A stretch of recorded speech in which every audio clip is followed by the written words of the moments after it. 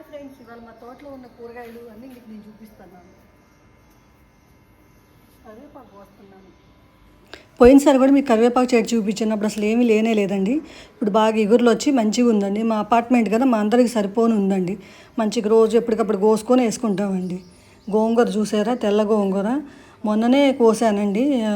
ఎండుమిర్చి వేసి చట్నీ చేసుకున్నాను. మళ్ళీ పచ్చిమిర్చి వేసి చేసుకుందామనేసి కోస్తున్నాను. లేత ఆకు భలే ఉంటుందండి. అప్పటికప్పుడు కోసుకొని మంచిగా వండుకుంటే బాగుంటుంది ఫ్రెష్గా. చూసారా ఎంత ఉందో, ఎన్ని చెట్లు ఉన్నాయో. ఇదివరకు చాలా చెట్లు ఉండేయండి. మా బాబు మ్యారేజ్ అప్పుడు మొత్తం తీసేసాము. తర్వాత మళ్ళీ ఆ గింజలన్నీ పడి మళ్ళీ ఇట్లా మొలిచాయండి చెట్లు. అవి ఇప్పుడు వస్తున్నాయి. వాటినే కోస్తా ఉన్నాను. ఇంకా నేను పొద్దున్నే లేచి వచ్చి ఇంక ఇదే పనిలో ఉన్న కూరగాయలు ఇవన్నీ మొత్తం కోసేద్దాము అని కిందకు వచ్చాను.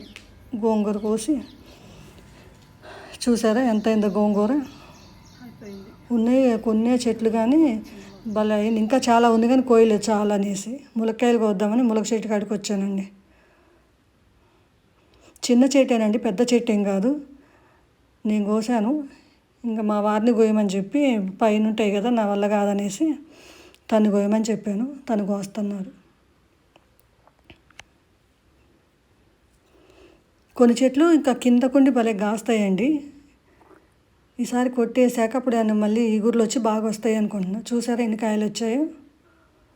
దొండకాయలు కూడా కోద్దామనేసి కోస్తున్నానండి. దొండ చెట్టు ఎప్పుడో వేసామండి మేము ఆ చెట్లు అని వచ్చి పోయి చచ్చి బతికి ఇప్పటికే వచ్చింది. చాలాసార్లు ఇది పోయిందిలే అనేసి ఆశలు వదిలేసుకున్నాం. కానీ మంచిగా అల్లుకుంది. దానికి ఎప్పుడో పందిరేసి అన్ని ఏర్పాట్లు చేసాము. కానీ అసలు అది పైకి వచ్చేదే కాదు. ఇప్పుడు కొంచెం దారిలోకి వచ్చింది, కాస్తుంది. ఆ మధ్య బాగానే కాసింది. వర్షాలు వచ్చాక మొత్తం ఆకు మొత్తం ఇట్లా పండు బారిపోయి సరిగ్గా కాయట్లేదండి, తక్కువ కాస్తుంది. కాకపోతే మేము ఉండేది ఇద్దరమే కాబట్టి మాకు సరిపోతాయిలేండి. చట్నీ చేసుకోవడానికి, కూరకి మా ఇద్దరికి మాకు సరిపోతూనే ఉంటాయి. ఇంకా బయట కొనుక్కొచ్చిన పని లేకుండా ఇంట్లోనే సరిపోతూ ఉంటాయి మాకు. ఆకుల్లో ఉంటే అసలు కానరావండి. వెతికి వెతికి కొయ్యాలి కాయల్ని. ఆ కలరు ఆ కాయలు ఒకటే కలర్లో ఉంటాయి కాబట్టి వెతకాలి.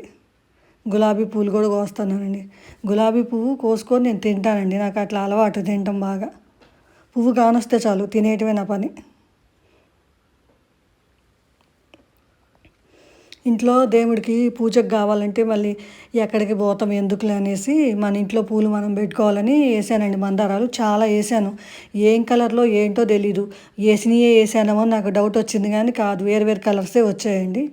ఇంకా చాలా ఉండే మా వారు మొన్నే కొట్టేశారండి. రెక్క మందారం పూలు అవి ఉండేవి మొత్తం కొట్టేశారు ఎందుకనేసి. చూసారా మా తోటలో ఎన్ని వచ్చాయో. పుదీనా కూడా ఉందండి. పుదీనా కూడా కోసాను. పుదీనా చట్నీ చేసుకుంటారు, బాగుంటుంది చట్నీ. ఈ రోజుల్లో ఎంతమంది అండి ఇవి మందు లేకుండా పండించుకొని తినేవాళ్ళు. ఈ అదృష్టం ఎవరికి దక్కిద్దండి. మనం వేసుకొని మంచిగా మనం పండించుకున్నాం అనుకోండి, ఎంత బాగుంటుంది. ఫ్రెష్గా కోసుకోవచ్చు. మనకి కొంచెం ఉల్లాసంగా ఉత్సాహంగా ఉంటుంది. అబ్బా మన ఇంట్లో మనం పండించుకున్నాం కదా, మనం తింటున్నాం అనేసి, ఏ మందులు లేకుండా తింటున్నామని అదొక సంతోషం అండి ఎవరికైనా.